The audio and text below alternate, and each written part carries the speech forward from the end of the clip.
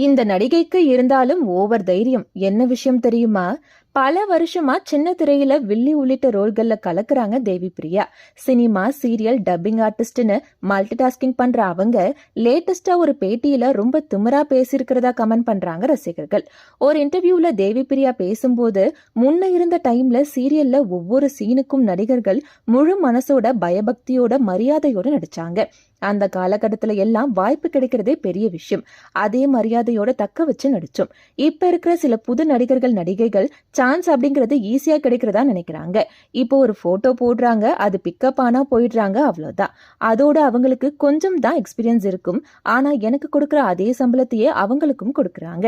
இப்ப இருக்கிற சூழ்நிலையில நடிகர்களால ப்ராம்ப்ட் இல்லாம நடிக்கவே முடியல. ப்ராம்ப்ட் கலாச்சாரம் அதிகமாகிடுச்சு. அதனால நடிகர்களோட அர்ப்பணிப்பு குறைஞ்சிடுச்சு. படிக்காம பேசிடுறாங்க. அதே மாதிரி நேரத்தை மதிக்காம நடிக்கிறாங்க. மேலும் மூத்த நடிகர்களுக்கு